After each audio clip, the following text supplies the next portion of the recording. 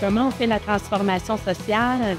En allant vers les gens, en parlant avec eux de les enjeux qui touchent les consommateurs et consommatrices et en trouvant des solutions pour diminuer les injustices sociales. Cette année, on a fait une campagne de sensibilisation sur la précarité énergétique.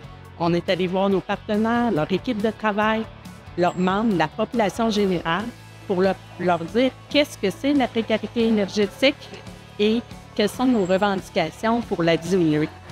Puis nous, notre transformation sociale, on travaille beaucoup et très fort à démystifier la déficience intellectuelle. Parce qu'il y a beaucoup de gens qui ne connaissent pas et des fois qui sont un peu malhabiles ou maladroits envers eux. On démystifie puis on les inclut socialement. Cette année, on a eu la grande chance d'être sélectionnés par une autrice qui mettait sur pied un recueil puis qui nous donnait les copies de cette activité-là. Son action, ça a vraiment permis par l'art d'aller informer la population de c'est quoi l'autisme, de faire rayonner l'autisme autrement parce qu'on n'avait pas vraiment d'opportunité. Moi, j'écris pas des livres, donc on a pu vraiment s'associer avec une autrice qui a de grands talents pour réaliser ce projet. Une des premières façons qu'on fait, c'est en allant dans le milieu scolaire, par exemple dans une école. On va outiller les enfants, premièrement, à reconnaître les situations où ils pourraient être victimes de violence. Et la deuxième façon, c'est en outillant les adultes auprès d'eux. Donc, les enseignants, les éducateurs, éducatrices de garderie et les parents, en leur donnant des outils pour reconnaître la violence si les enfants en étaient victimes et aussi accompagner les enfants lors d'une situation de dévoilement. Donc, ça, c'est très important pour les adultes autour d'eux qui soient aptes à reconnaître et à les aider s'ils reçoivent des confidences des enfants. Bonjour et bienvenue à l'émission Rhizome. La Corporation de développement communautaire de l'érable est fière de vous présenter cette deuxième saison de Rhizome, une émission traitant de la transformation sociale. Cette année, c'est une série de 6 émissions que nous vous présentons. D'entrée de jeu, j'aimerais remercier la Ville de Plessisville pour son nouveau soutien financier sans qui cette série d'émissions ne serait pas possible. L'émission Rhizome met en lumière et en valeur l'expertise collective de transformation sociale dans un processus de changement systémique intentionnel qui traite les symptômes, mais aussi les causes profondes des inégalités. Tout cela dans un but, entre autres, d'améliorer les conditions de vie des gens dans une perspective de justice sociale et d'inclusion. Aujourd'hui, notre émission porte sur la transformation sociale à travers une politique municipale. Pour en discuter, nous recevons aujourd'hui 2 invités, Mme Valérie Desrochers, conseillère municipale de Plessisville, et M. Marc Gendron, également conseiller municipal à Plessisville. Donc, on va parler aujourd'hui de la politique familiale MADA de la municipalité. Donc, d'abord, quelle a été la démarche favorisée par Plessisville pour élaborer la politique? Bien, c'est une démarche qui a débuté quand même en 2020, donc même avant les dernières élections pour la ville. On a sollicité davantage au niveau de formulaires sur le web. Donc, les gens étaient sollicités en fait à répondre un petit peu c'est quoi leur enjeu, qu'est-ce qu'ils voyaient un petit peu comme priorité au niveau de leur ville, ce qu'ils voulaient voir aussi développer. Donc, le pourcentage de réponses a été quand même assez faible. Je pense que tu disais, Marc, que ça avait été similaire quand vous avez entrepris la démarche à la paroisse. À la paroisse, aussi. à l'ancienne paroisse, oui, ça a été quand même faible. Et on a fait un retour vers les gens avec les formulaires, puis inciter les gens à répondre. Le pourcentage, par contre, même s'il est faible, ce qu'on a appris avec cette démarche-là, c'est que généralement, quand il y a des sondages vers la population, c'est les pourcentages de répondants qui est habituellement dans les sondages.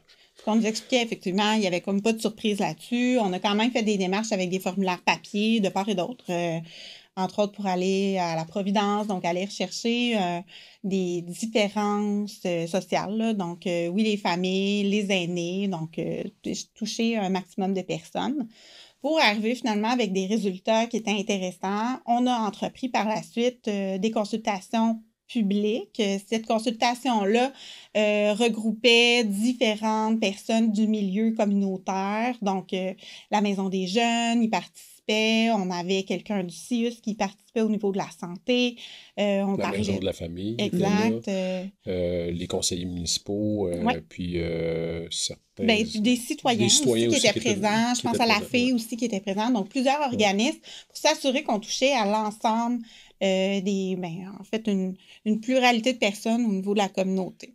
Au-delà de la diversité, pourquoi c'était important pour vous d'inclure les organisations du territoire dans la démarche? Bien, parce que ce territoire-là, c'est eux, en fait, là. Donc, tout part d'eux. On a des valeurs comme municipalité, puis c'est d'ailleurs ce qu'on a vu en se regroupant. On a des valeurs, on a une vision d'une municipalité, mais tout ça, c'est les gens qui la composent, c'est les organismes.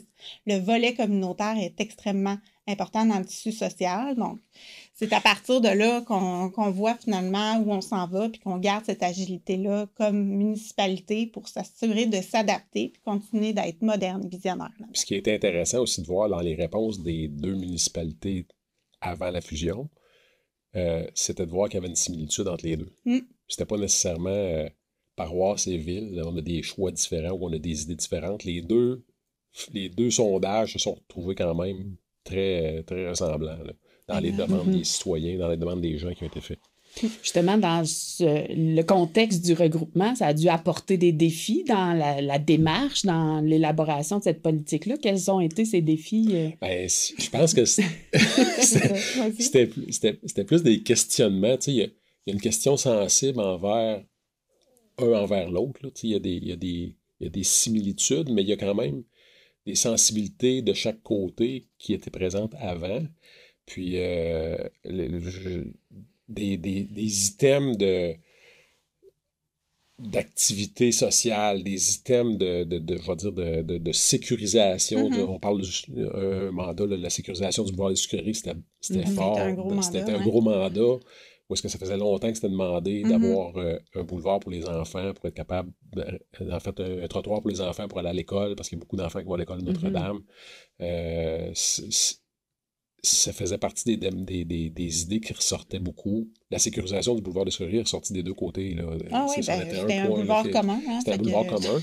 Puis, il y avait des commentaires de la paroisse qui disaient « Nous, on aimerait ça que les trottoirs soient bien entretenus dans la paroisse. » Mais on n'avait pas de trottoir à la paroisse.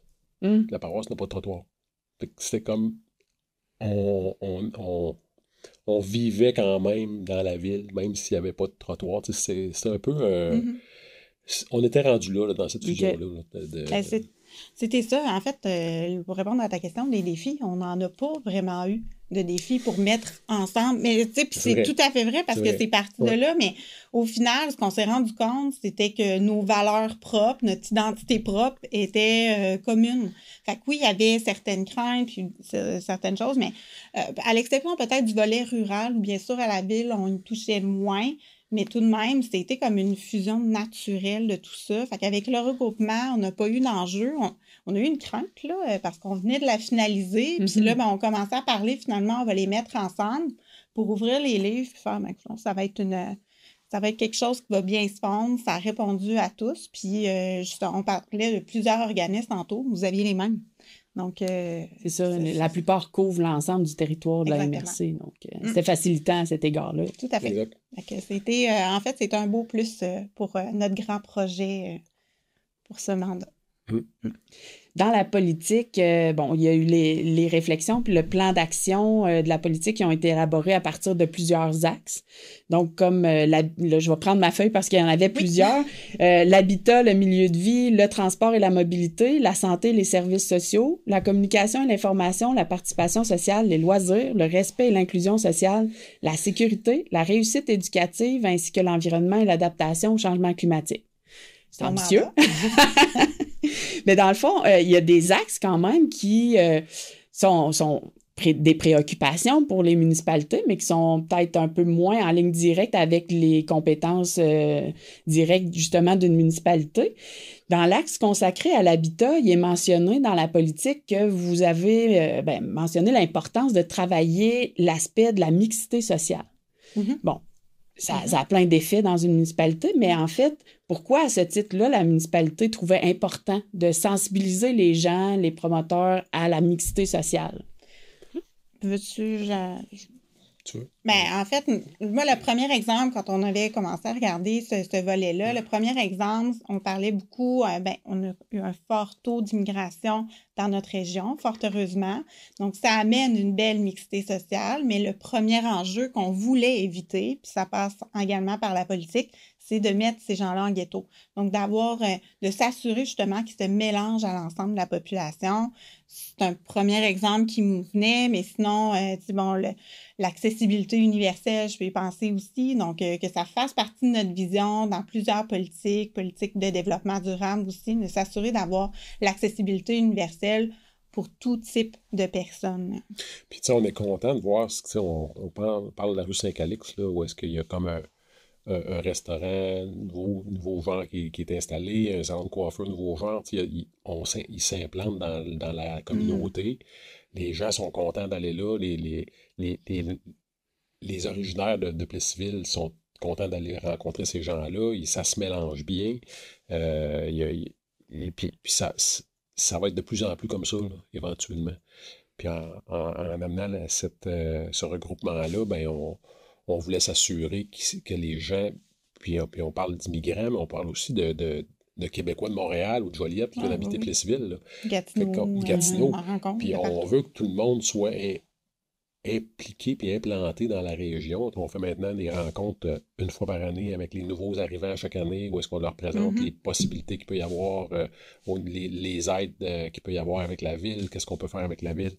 Puis ça fonctionne bien. Les activités comme la fête de la Saint-Jean, on voit que c'est multiculturel, que tout le monde embarque. C'est fantastique.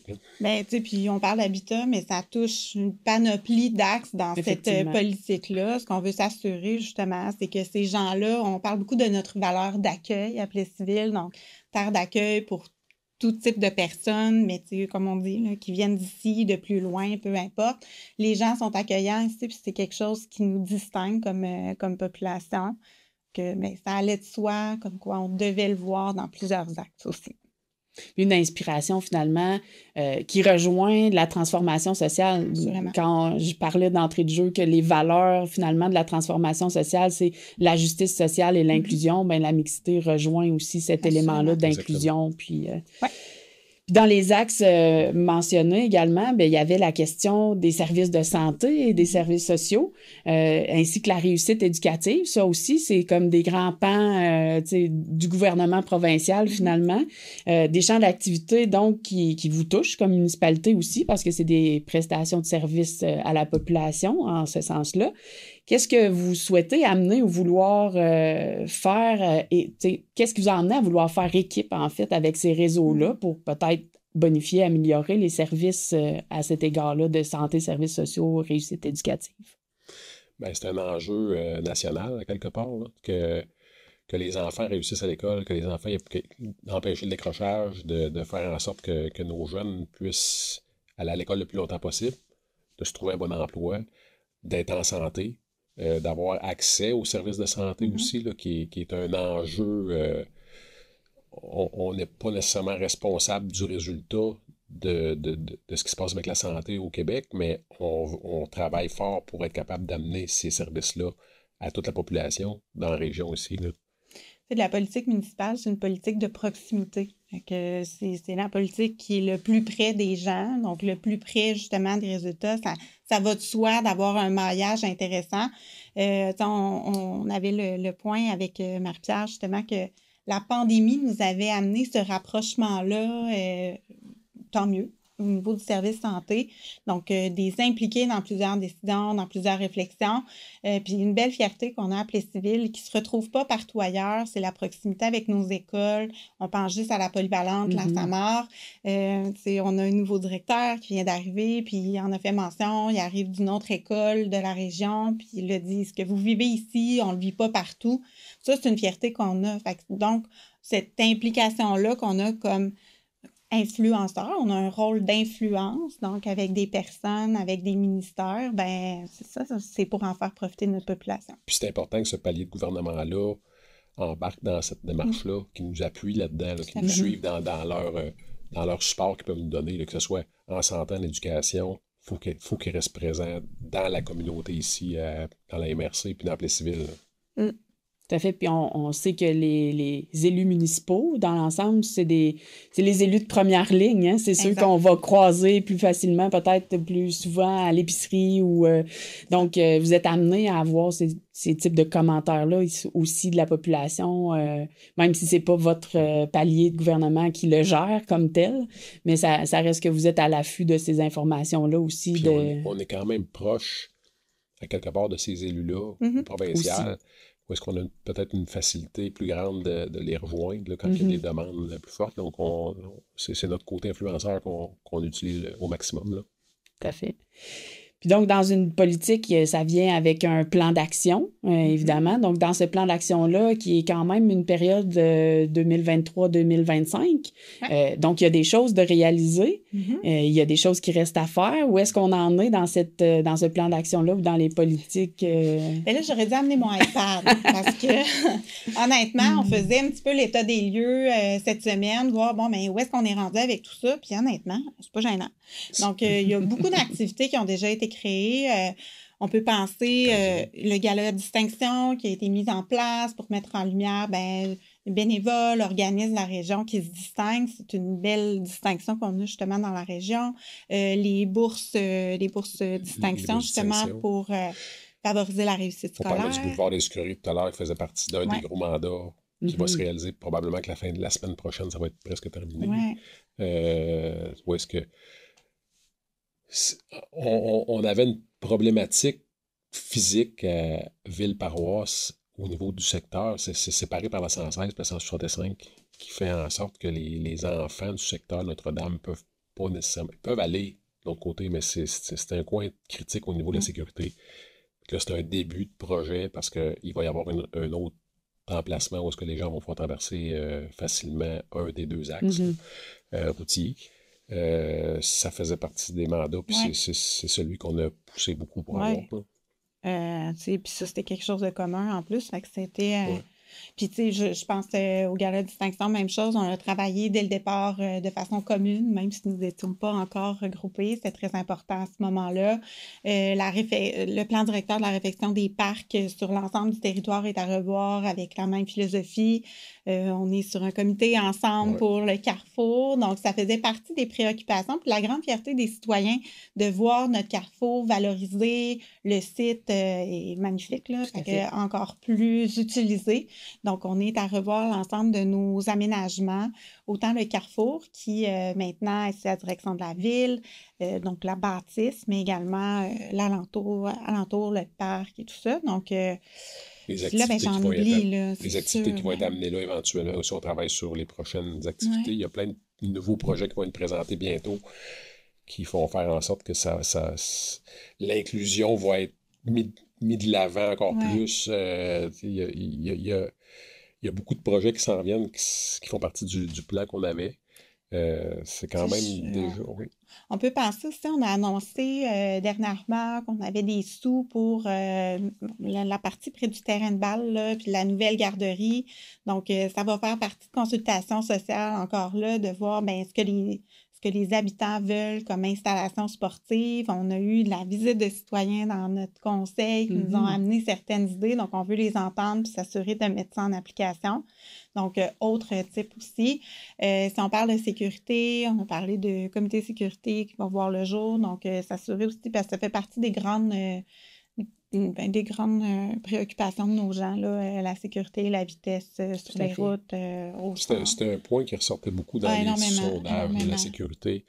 Les facilités de marcher, de faire du vélo, de se sentir à l'aise de pouvoir circuler dans des endroits où est-ce que les voitures peuvent rouler à plus haute vitesse. On a fait la réduction de la route de la 116 à partir de justement de la clinique médicale qui était réduite à 50 km/h. On travaille aussi sur la réflexion des rues, la réflexion des trottoirs. Il y a des travaux qui sont en cours présentement dans d'autres secteurs de la ville ça fait toute partie du plan directeur de la politique MADA. Le transport actif est très important. Donc, à chaque fois qu'on doit refaire une rue, ben on y pense. Il y a des trottoirs, pistes cyclables, donc on le voit avec le boulevard des Sucreries, s'assurer que ces gens-là, ben on a la chance d'avoir un très beau secteur. Tout se fait à pied, tout peut se faire à vélo. Donc, ben c'est ça. L'ensemble de nos décisions passe à travers ces fils-là. Donc, il y a encore plein de projets, puis sûrement que j'en oublie tout plein, mes excuses. Mais honnêtement, pour se rendre compte que malgré un regroupement qu'on a eu pendant ce mandat-là, on n'a pas chômé. L'administration fait un travail extraordinaire pour nous suivre parce que vraiment, les projets succèdent et c'est pas terminé. Donc là, avec tout ce qui s'en vient, une ouverture de nos possibilités, ben on poursuit dans le même sens. Là. Très, très motivant. Puis donc, en fait, c'est une politique qui devient un peu un genre de filtre aussi pour penser à vos autres projets en se disant, ben on est conscient que les besoins d'inclusivité, de transport actif et tout ça, ben ça s'inclut dans les autres projets qui finalement touchent un peu aux besoins de base, de se sentir en sécurité dans son environnement et dans les éléments psychologiques de base là, chez l'humain. Donc, c'est important d'y travailler aussi. Ben, la santé mentale, donc c'est des choses qui passent. Puis on a eu le bonheur de faire l'exercice d'un plan stratégique, puis ben, tout ça, ça en fait partie. Donc la base un petit peu d'où on s'en va dans les prochaines actions, puis la vision de la ville. Excellent, merci beaucoup. Ça a été très intéressant. Bien hâte de voir les prochaines actions de cette politique et du plan stratégique qui s'en vient. Merci. Merci.